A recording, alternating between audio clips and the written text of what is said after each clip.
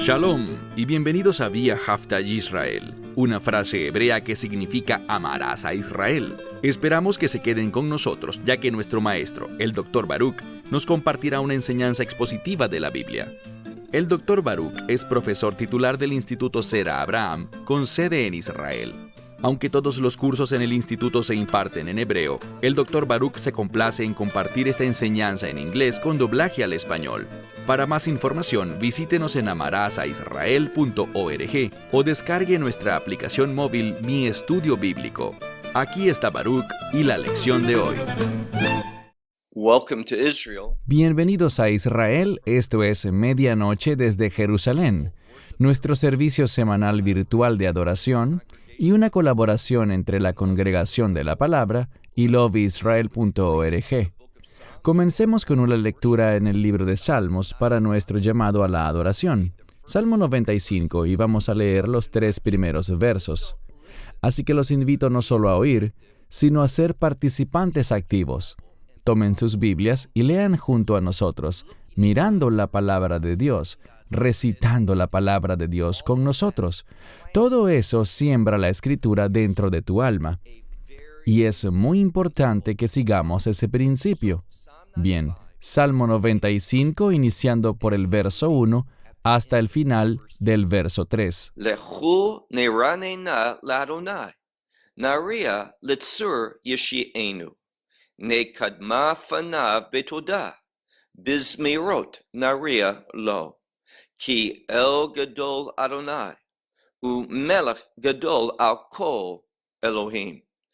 Esto significa, vengan, aclamemos al Señor. Aclamemos a la roca de nuestra salvación. En este verso, traduje 2 palabras distintas en hebreo de la misma manera. Normalmente, esto no es algo recomendable. Deberíamos distinguir una de la otra. Pero aunque son 2 palabras distintas, son muy similares. Y la mejor traducción para ellas es aclamar. Aclamar con gran emoción, a veces con gran júbilo. Y anticipación por lo que Dios va a hacer. Verso 2. Vayamos ante Él con acción de gracias, con alabanzas, y una vez más, aclamemos a Él. Y esa es la palabra aclamar que apareció por segunda vez en el primer verso. Y finalmente verso 3. Porque el Señor es un Dios grande y un gran Rey sobre todos los Elohim. Escogí este pasaje porque hace poco nos llegaron preguntas sobre el término Elohim. A veces puede estarse refiriendo a otros dioses, pero sepan que cuando la Escritura habla de otros dioses, no están reconociendo que hayan otros dioses. Hay un solo Dios viviente y verdadero, el Dios de Israel, Dios el Padre de nuestro Mesías, Yeshua. Cuando la Escritura usa el término dioses, muchas veces solo significa ídolos, esas cosas que son adoradas o tratadas como dioses, pero que simplemente son la imaginación de la mente humana. Son artículos hechos de madera, piedra o metal. No son verdaderamente dioses. En segundo lugar, esta palabra, y este quizás sea más el término relevante a lo que estamos tratando hoy, y es que cuando dice que es un Dios grande sobre todos los dioses, a lo que se refiere es al término jueces. La palabra Elohim tiene dentro de sus significados alguien que tiene autoridad, un juez, uno que pone las cosas en orden. Y ciertamente, existen líderes, jueces en este mundo, autoridades, y esta Escritura nos dice que finalmente solo Dios es soberano. Solo Él será el que abrirá paso a un reino en el que el juicio que se manifestará será un juicio de justicia. Pasemos a otro pasaje de las Escrituras del libro de Deuteronomio. Deuteronomio capítulo 6, iniciando en el verso 4, para testificar de nuestra fe en un solo Dios. Y esa fe en un solo Dios no tiene ningún conflicto con la doctrina de la Trinidad. Dios Padre, Dios Hijo y Dios Espíritu Santo. Es Dios quien se revela a sí mismo en tres personas, pero sigue siendo uno solo. Entender esta doctrina habla mucho de su principal propósito: mostrar la divinidad del Mesías. Con frecuencia digo que nunca ha habido un momento en el que el Mesías no existiera. El Mesías no fue creado. Él no estimó el ser igual a Dios como algo a que aferrarse o algo que tomar o alcanzar, porque Él es totalmente Dios. Así que esta doctrina es importante para entender la identidad de Yeshua y la verdad relacionada a un Dios en tres personas. Deuteronomio capítulo 6, iniciando por el verso 4, donde dice: Shema Yisrael, Adonai Eloheinu, Adonai Echad. V'ahavta et Adonai Elohecha, b'kol levavcha uv'kol nafshecha uv'kol meodecha. V'hayu hadvarim ha'ele asher anoki mitzvacha hayom al levavecha.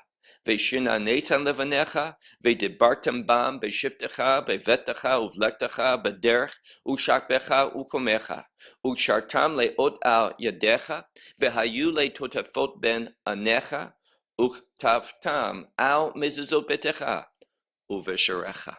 Ahora vamos a traducirlo.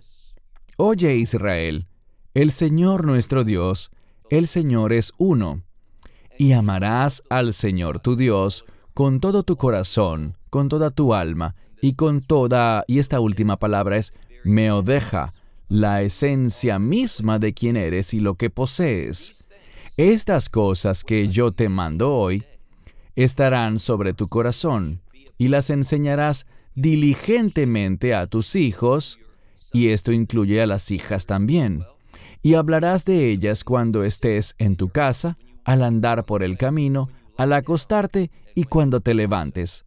Y las atarás como una señal en tu mano, y estarán entre tus ojos en la frente. Aquí se refiere a las tefilin, las filacterias. Y las escribirás en los postes de tu casa, en tus puertas. Amén. Pasemos ahora a un momento de oración. Padre Dios, venimos ante ti, queriendo escucharte esta noche. Queremos ser personas que reciban revelación, que conozcan tu verdad y la implementen en sus vidas. Padre, qué alegría es tener la seguridad de que tú eres nuestro Salvador, que tú eres nuestro Señor. Y Señor, venimos ante ti esta noche, sabiendo que tú eres digno de toda alabanza y gloria. Padre, nosotros en verdad te aclamamos con júbilo, exaltamos tu santo nombre, te alabamos, Dios Padre, Dios Hijo y Dios Espíritu Santo. Venimos ante ti con los pedidos de oración por aquellos que sabemos que están necesitando de tu ayuda, de un toque de tu mano, de tu sanidad, de tu restauración, tu perdón, tu ministerio sobre ellos a través del Espíritu Santo. Padre, sabemos que tú y solo tú eres la solución a cada aspecto de nuestras vidas, que cuando te seguimos, tú traes claridad, propósito y gozo a nuestras vidas. Padre, te pedimos ser mejores administradores de nuestros recursos, mejores personas para someternos y obedecer tu palabra, siendo instrumentos de tu gloria y buscando tu justicia. Padre, te damos gracias porque eres un Dios perfecto, un Dios lleno de gracia, misericordia, perdón, compasión, de todas estas cosas. Dios, necesitamos tanto de tu amor y te damos gracias porque tu amor es un amor grandioso y abundante que no conoce límites. Padre Dios, que podamos recibir este amor plenamente en una relación de nuevo pacto contigo, por la fe de la obra del Mesías, su muerte, sepultura y resurrección, y nuestra aceptación de esto, reconociendo que queremos apartarnos del pecado y recibirte a ti en verdad, tus estándares, tus propósitos para nuestra vida. Padre, sabemos que eres en verdad un Dios grande, un Dios que es amoroso, un Dios que tiene un plan maravilloso para nuestras vidas. Te exaltamos y oramos en el santo nombre de Yeshua HaMashiach, Jesucristo. Amén. Dios nos enseña que a través de la sumisión, Él nos pondrá donde necesitamos estar. Así que para iniciar esta velada, debemos preguntarnos una sencilla pregunta. ¿Estamos donde Dios quiere que estemos? Nunca llegarás allí por casualidad. Nunca te tropezarás con la voluntad de Dios. La única forma es utilizar la revelación de Dios, que nosotros respondamos a la verdad de Dios, y esta es la clave, que nos rindamos ante ella. Es la sumisión la que nos coloca donde Dios quiere que estemos para que nosotros podamos servirle. Y esto fue ciertamente así en la vida de Esther. Vimos la semana pasada, al concluir el capítulo 2, que Esther se había convertido en reina. Pero hubo algo extraño y peculiar. Vimos que, una vez más, el rey empezó a reunir a mujeres jóvenes, vírgenes, mujeres hermosas, en Susa, la capital. Y la razón más probable de esto es que Esther no revelaba su ascendencia, su pueblo, y el rey quería saber.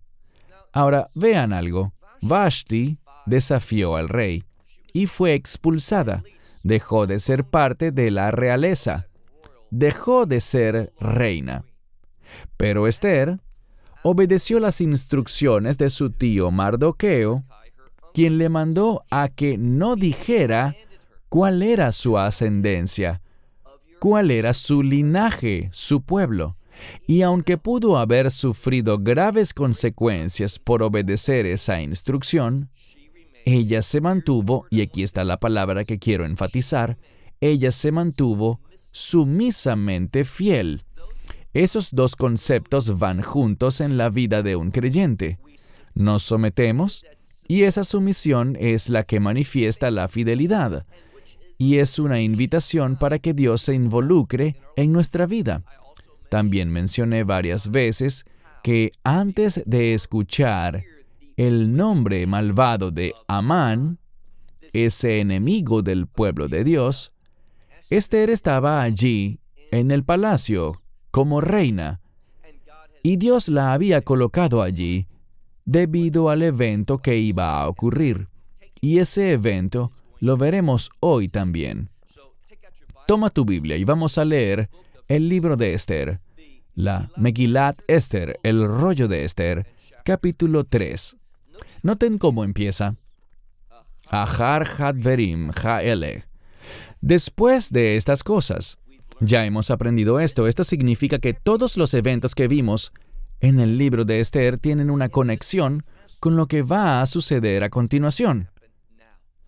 Todas estas cosas que quizá nos parecieron quizás sin importancia, inconexas, irrelevantes, todas las cosas registradas en los primeros 2 capítulos, todo fue hecho por Dios, para los propósitos de Dios, con el fin de manifestar su fidelidad, su liberación para con su pueblo.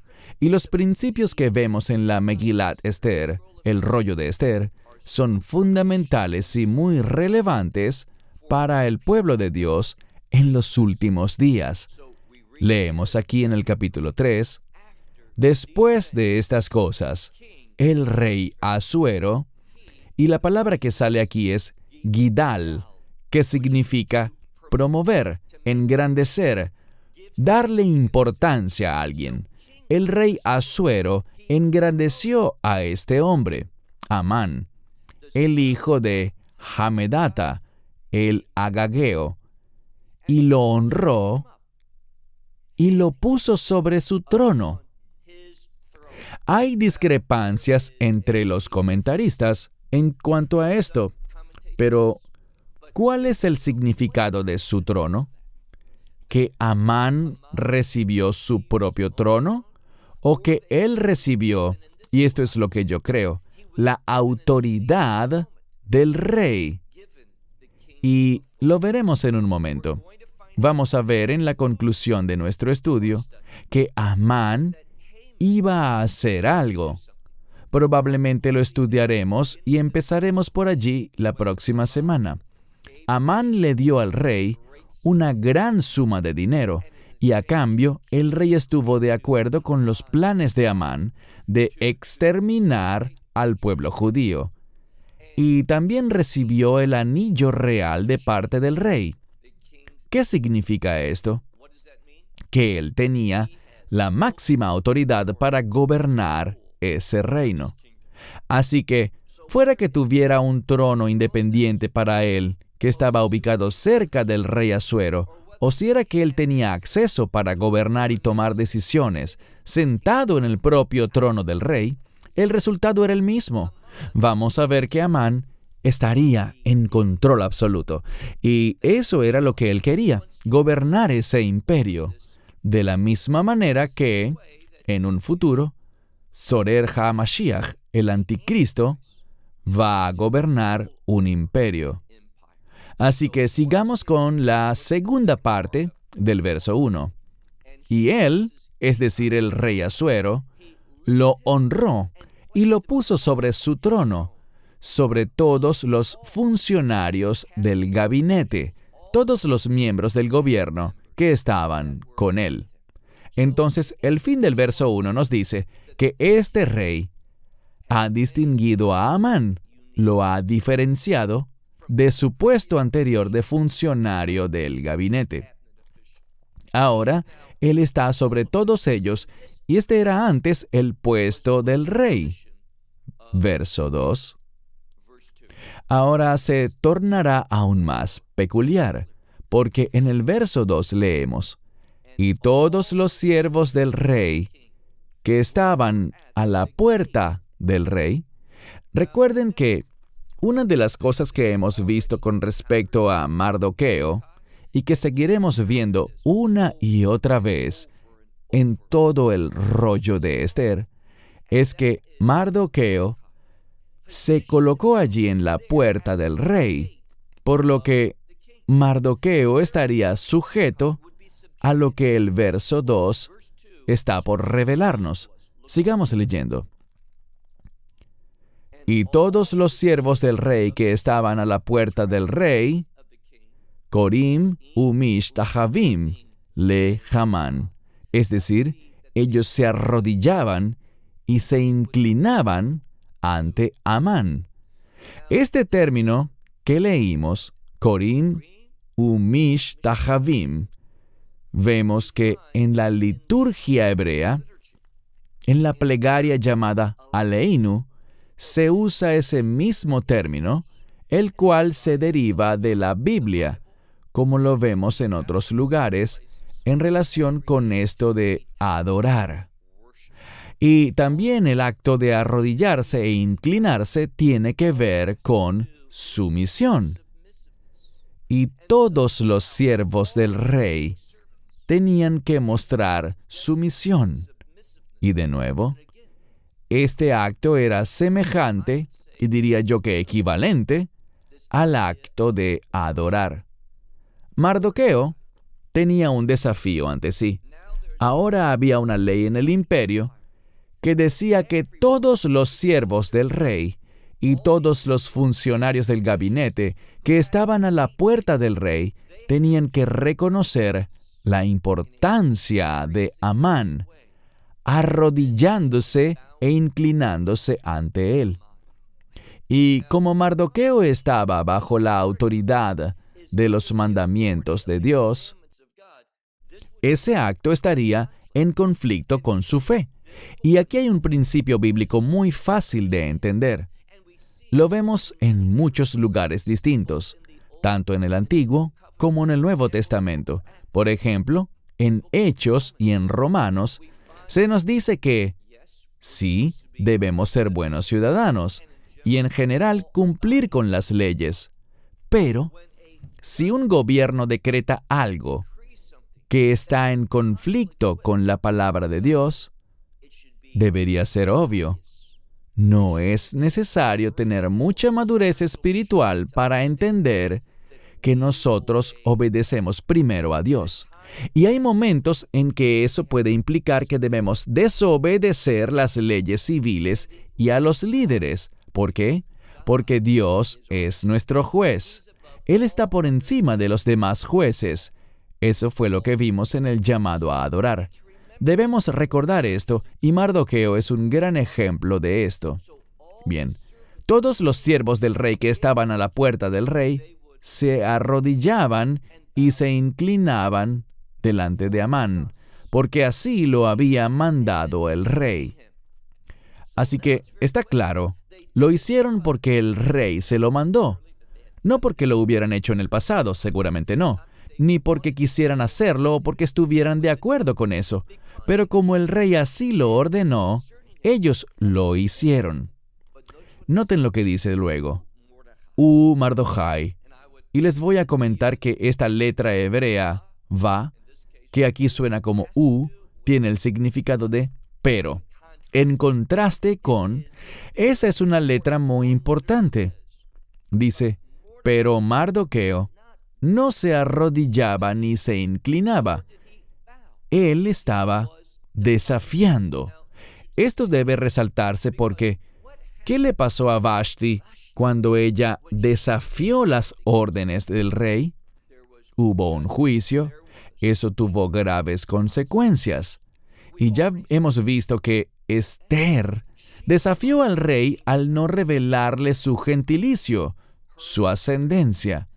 Y ahora, como Mardoqueo le había ordenado a Esther que lo obedeciera, y él escuchó a Dios, y lo veremos claramente en las próximas semanas, Dios usó ese hecho de que Esther no le revelara su gentilicio al rey. Y ahora Mardoqueo estaba retado a hacer lo mismo al desafiar al rey y no arrodillarse ni inclinarse delante de Amán. ¿Y qué le pasaría debido a tal desafío? Sigamos con el verso 3. Y los siervos del rey, los que estaban a la puerta del rey, le dijeron a Mardoqueo, ellos sabían que ese era un acto de desafío. Ellos sabían que era un acto de desobediencia. Así que le dijeron, Madúa, que significa ¿por qué?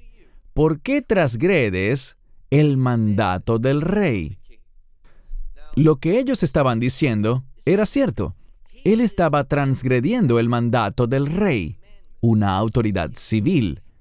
Pero era una ley humana. Y sabemos la razón por la cual lo hizo, y nos la dirá en un momento. Lo hizo porque era judío. ¿Qué significa eso? Ese término significa que él reconoce, él le agradece y él alaba a Dios. Y alabar a Dios solo puede hacerse en obediencia. No puedes alabar a Dios ni demostrarle agradecimiento si estás siendo desobediente.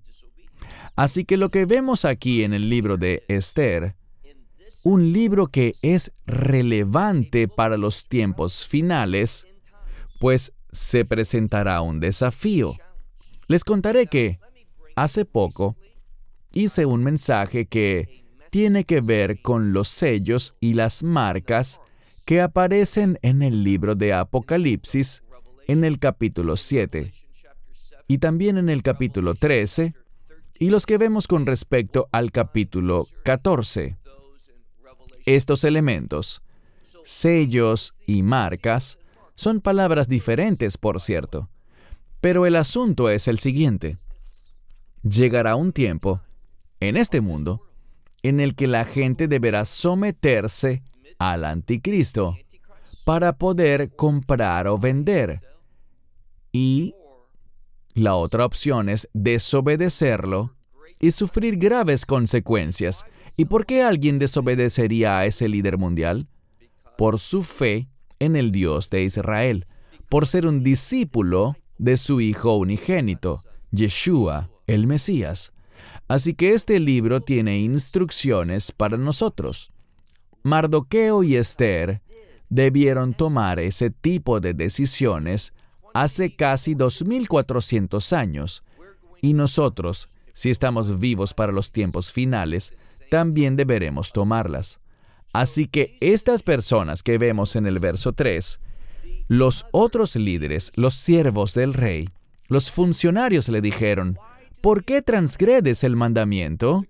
Sale la palabra mitzvat, mitzvat hamelech, el mandamiento del rey. Verso 4. Ahora vamos a ver por qué.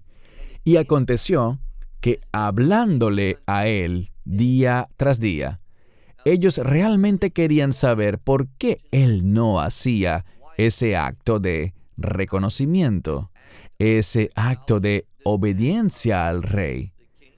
No era algo difícil de hacer, pero tenía un gran significado.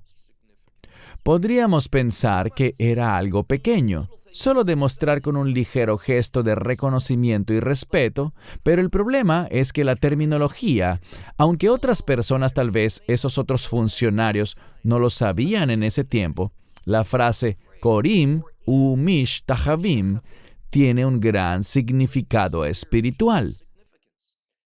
Y este es el principio que podemos aprender. Solo porque el mundo no vea el significado espiritual, no vea perjuicios en hacer eso, ¿qué problema podría causar? Puede que lo ignoren completamente y probablemente así es.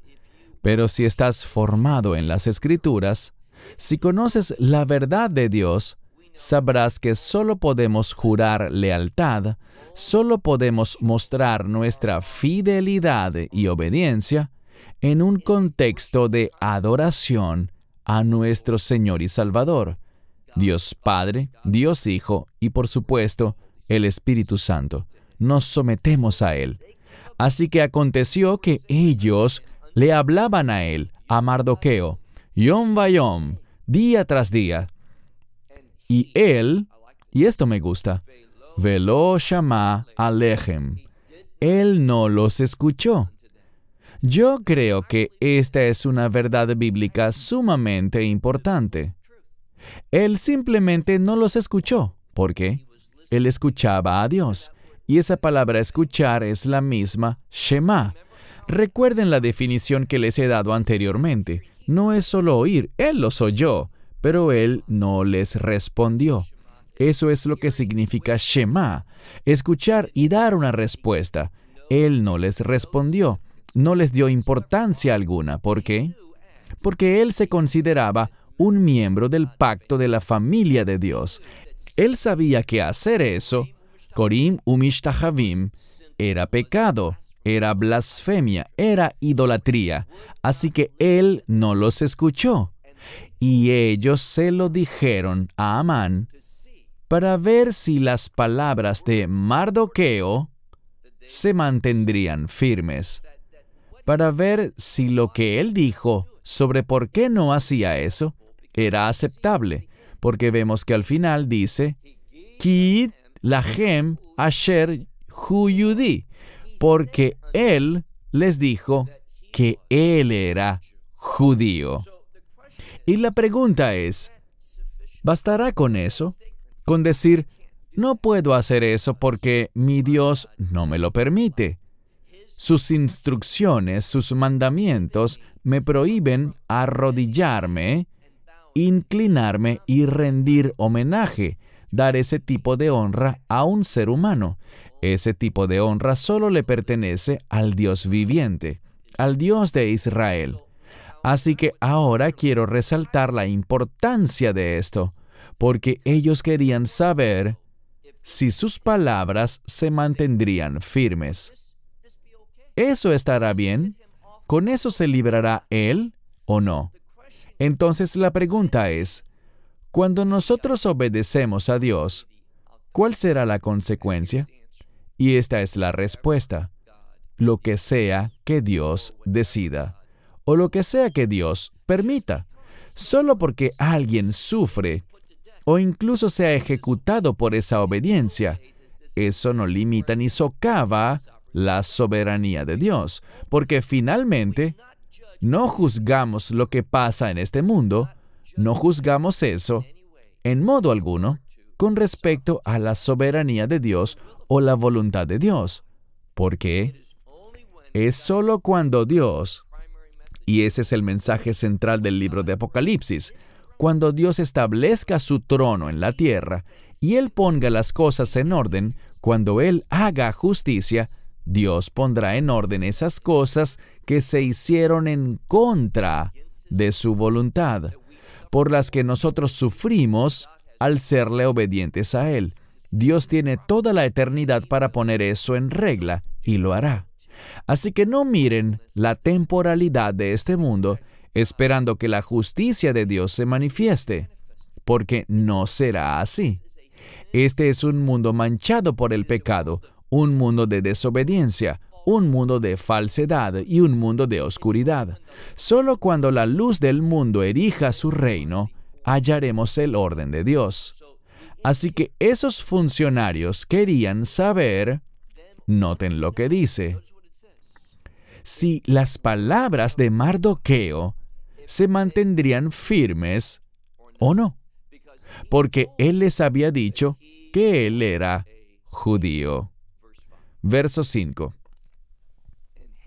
Y Amán, Hamán en hebreo, cuando él vio que Mardoqueo no se arrodillaba ni se inclinaba ante él, Hamán se llenó de gemá, es decir, de una ira ardiente, una ira que suele manifestarse con rabia, y ese era Amán. Él era un hombre que casi siempre estaba fuera de control. Van a ver a medida que leemos este libro que Amán, ya vimos su basamento. Él quería ser el rey. Él quería la gloria, el honor, el prestigio del rey. ¿Y quién es así también? Si lees Isaías 14, verás que Hasatán, el diablo, Satanás, quiere poner su trono encima del de Dios. Él quiere que lo adoren. Y del mismo modo, Amán es un prototipo del anticristo. ¿Quién es el anticristo? El anticristo, según yo lo entiendo, es un tipo de gobernante que manifiesta cierta clase de encarnación de Satanás. Y sabemos que Yeshua, el verdadero Mesías, el único Mesías, es Dios encarnado, Dios hecho hombre. Y el anticristo va a ser un tipo de encarnación satánica. Y ese anticristo va a querer que lo adoren. Esto es lo que vemos que se revela con mucha fuerza en la Megilat Esther, que Amán quiere que lo adoren.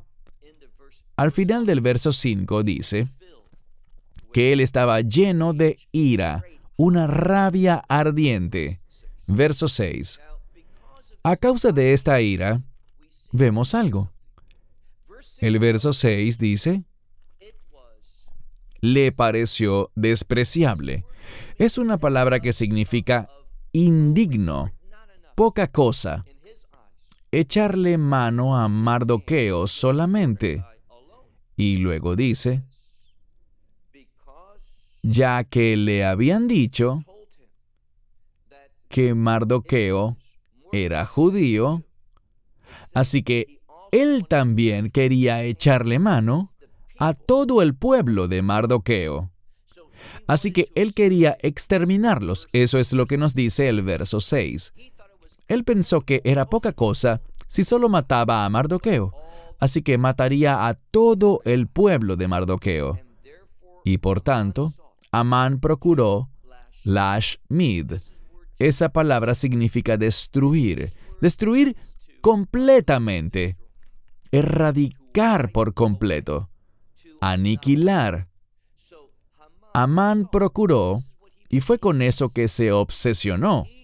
él procuró destruir a todos los judíos que estaban en el reino de Asuero, al pueblo de Mardoqueo, a todos ellos. Vean esto. Él quería aniquilar, exterminar al pueblo judío. ¿Por qué razón? Bueno, esa frase, Am Mardochai, el pueblo de Mardoqueo, es muy informativa. Porque él sabía una cosa. Amán era malvado, de pies a cabeza. Su maldad lo hacía actuar de manera desatinada, pero no era tonto. Él sabía que la religión del judaísmo, y volveremos a este punto en un momento, la causa por la que Mardoqueo hacía eso era su religión.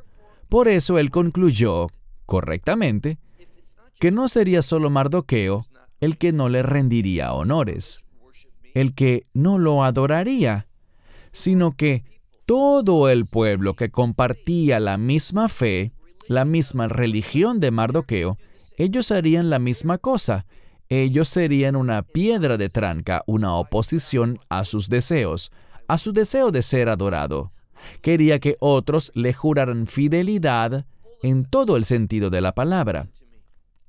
Así que se dio cuenta de que no bastaría con matar a Mardoqueo nada más, sino a todo el pueblo de Mardoqueo. Verso 7. Muchas veces me han criticado por el énfasis que pongo en los números, y quiero decirles algo muy importante. Yo no suscribo la gematría. Según la gematría, los números de las palabras tienen un significado, y las palabras contienen letras, obviamente, y al sumar los números de cada letra, le atribuyen un significado. Yo rechazo eso totalmente. Eso no es lo que yo hago. Yo rechazo la gematría. Decir, por ejemplo, que la palabra naturaleza tiene el mismo valor numérico que la palabra Dios y que por lo tanto Dios y la naturaleza son uno, es una falsa doctrina. Todo lo que sale de la gematría viene de las profundidades del infierno, en mi opinión. Yo no uso eso. Lo que yo hago es algo diferente. Yo me refiero a mirar los números, no las letras y sus significados, sino mirar el número en sí. Cuando está escrito en el texto, el número 2, o el 5, o el 7, o el 12, esos números tienen un significado consistente. Y lo que vemos aquí es que se darán unos números, y esos números tienen un gran significado para el lector. Leamos ahora el verso 7. Dice, Bajodesh Harishon, en el primer mes, este es, dice aquí, Hu Jodesh Nisan. Estamos hablando del mes de Nisan. Ese era el nombre secular que está en la Escritura, del mismo modo que la mayoría de la gente llama a los meses por el nombre que se les da en su cultura o idioma. Pero sabemos que bíblicamente, casi siempre, los meses se dan con su numeración, el primer mes, el segundo mes, el tercer mes, tal como los días de la semana. Bíblicamente no se les daba nombres, solo números. Y sabemos que al primer mes, Nisan, se le da un nombre en la Biblia, en la Torá, y es Aviv. Pero aquí tenemos el término Nisan. Sigamos con el verso 7. En el primer mes, que es el mes de Nisan, en el año 12º del rey Asuero, esto tiene una revelación importante para nosotros, porque el mes de Nisan, ese primer mes, es el mes de la Pascua. ¿Qué se nos viene a la mente cuando oímos Pascua? Redención. Así que el mes de Nisan le informa al lector el contexto de redención. Luego tenemos el año 12º del rey. El número 12 son las 12 tribus de Israel, el pueblo de Dios. Por tanto, vemos que el libro de Esther, el rollo, nos está revelando que Dios estaba obrando y Dios estaba moviendo. Y Él iba a usar esos eventos que estaban desarrollándose, esa ira de Amán, el que Esther fuera reina, también el liderazgo de Mardoqueo, todo eso lo iba a usar el mes de Nisán, es decir, redención, el año 12º del rey, las 12 tribus de Israel. Todo esto junto significa una redención que está por venir, la liberación de Israel. Algo bueno estaba sucediendo. Así que con todo lo malo que parecía ser el verso anterior, donde dice, Vai ivajesh Hamán lashmid et kol hayudim, que Amán procuró exterminar o destruir a todos los judíos. El verso 7 nos dice que Dios tenía todo bajo control. Él iba a usar eso para la redención de Israel. Verso 7. Ahora bien, Amán quería saber, a través de la idolatría, en qué momento poner en práctica su plan malvado. Así que él hizo algo. Leemos aquí a mitad del verso 7. Hipil pur. Él empezó a echar suertes para ver el futuro. Y la palabra goral era un tipo de suertes para un propósito futuro, una acción futura. Él empezó a echar suertes para que se revelara algo relacionado con el futuro. Y lo hizo delante de Amán. Fueron echadas suertes para conocer el futuro día tras día y mes tras mes, hasta que le fue revelado, este es el contexto, que él debía implementar ese plan que tenía. ¿Cuándo? Dice aquí, en el 12º mes. Recuerden que el 12 se relaciona con Israel, el mes de Adar. Con lo que ya hemos aprendido del libro de Esther, sabemos que va a haber un festival o una fiesta que se deriva de estos eventos, llamado Purim. Purim significa suertes.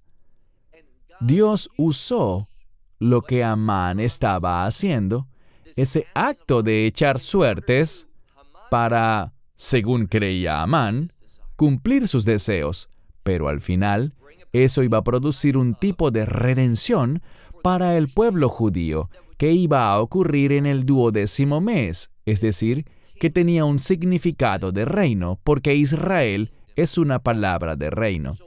Así que todo esto tiene mucha importancia. El verso 7 nos dice que Dios estaba obrando. Él tenía esto bajo control. Y hasta ese momento, nadie, pero nadie lo sabía. Solo Dios. Y Dios estaba obrando en Mardoqueo, quien estaba dándole instrucciones a Esther con respecto a cómo responder, incluso antes. ¿Ven? Esto fue una idea del mismo Amán. Él no lo había dicho en voz alta todavía. Eso pasaría en el futuro cercano, en el capítulo 3. Pero hasta ese momento, solo Amán tenía eso en su mente. Pero Dios lo sabía. Dios lo sabía incluso antes de que Amán supiera de su plan y comenzó a colocar todas las cosas en su sitio. Un verso más y terminamos. Verso 8. Y Amán le dijo al rey Asuero, hay un pueblo, y de nuevo, yo subrayaría ese término, un pueblo. El número 1 tiene que ver con único. El 1 tiene que ver con Dios. Así oramos, Shema Israel, Hashem Eloheinu, Hashem Echad. El 1 se relaciona con Dios en la Biblia. Ese es su mensaje. Así que cuando vemos el verso 8 dice, hay allí pueblo, un pueblo de Dios. Así es como nosotros lo leemos. Él lo veía como un pueblo, un cierto pueblo, pero nosotros debemos leerlo como el pueblo particular de Dios. Y noten lo que dice. Están esparcidos y separados de manera diferente. La palabra aquí es meforad, que significa separado de, aparte único. Así que hay un pueblo, sabemos que es un pueblo de Dios, que están esparcidos y separados entre los pueblos en todas las provincias de tu reino. Y vean lo que dice. Su religión es diferente de las de todo el pueblo. Bueno, históricamente, habían muchos tipos de religiones. Cada pueblo tenía una religión diferente. Eso era aceptado. El problema era que esta era la religión verdadera. Y esto también se verá con respecto al anticristo. El anticristo entrará en escena defendiendo el pluralismo religioso, que significa que cada uno puede hacer lo correcto según su criterio. Su religión está justificada. Y el problema vendrá si alguien dice, no, es la verdad de las Escrituras lo que revela la religión de Dios. Esas otras cosas son falsas. Estamos viendo ahora el comienzo del espíritu del anticristo en una persecución única.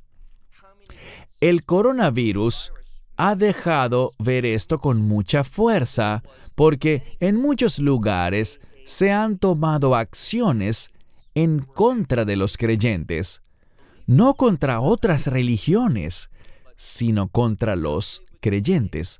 Ellos dicen que la norma aplica para todas las religiones, pero cuando lo vemos en la realidad, solo lo hacen cumplir adversamente contra los creyentes. Esto pasa en muchos países y también en muchos estados de Estados Unidos. Así que este mismo principio se está manifestando hoy. Seguimos. Y Amán le dijo al rey Asuero, hay un pueblo esparcido y separado entre los pueblos en cada provincia de tu reino. Su religión es diferente de las de todos los pueblos y también de las religiones o de los decretos, deberíamos decir, del rey, porque ellos no guardan las leyes del rey. Eso es lo que dice. Y para el rey, esto no es bueno. No vale la pena. No es igual, es lo que literalmente dice. Dejarlos. Es decir, que no valía la pena permitir que ese pueblo existiera. Eso fue lo que él dijo. En la próxima lección, cuando nos reunamos, vamos a ver ese plan que estaba tramando Amán. Cómo él iba a hablarle al rey para cumplir su deseo de exterminar, Lashmid, destruir al pueblo judío. Vemos una vez más que Dios es soberano. Él sabe todas las cosas. Él no estaba controlando a Amán para que hiciera eso. Amán estaba ejerciendo su libre albedrío en oposición a Dios. Dios lo sabía y él lo permitiría hasta cierto punto. Dios es libre, lo dijimos, es soberano de intervenir en cualquier momento, cuando lo quiera hacer, y ejecutar la obra que Él quiere ejecutar. Él es soberano, pero a menudo Dios permitirá que pase tiempo, permitirá libertades, permitirá cosas que no le agradan a Él, que no son su voluntad que ocurran. Pero pueden tener la seguridad de que todo esto se terminará cuando Dios establezca su reino. Un reino de justicia, de rectitud, donde se manifiesta la voluntad de Dios. Y si tenemos mucha fe en que ese día vendrá, eso nos dará perseverancia. Eso hará que esa fe, esa esperanza, nos haga confiar en Él y ser obedientes a Él y dejarle las consecuencias de esa obediencia a Dios, pase lo que pase, porque sabemos que los eventos del mundo son temporales, pero el juicio de Dios, sus bendiciones, sus promesas, son eternas. Tengan una perspectiva eterna, comprendan la verdad relacionada con el reino de Dios.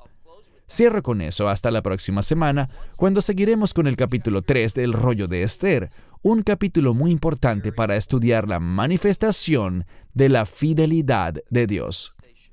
Shalom desde Israel. Shalom from Israel. Esperamos que te hayas edificado con el mensaje de hoy y lo compartas con otros. Te invitamos a seguir nuestros estudios cada semana por este canal y por el portal de YouTube de Amarás a Israel. También puedes descargar nuestra aplicación móvil gratuita, Mi Estudio Bíblico.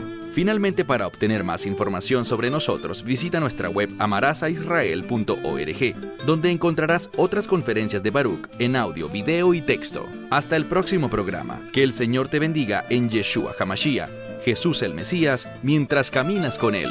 Shalom desde Israel.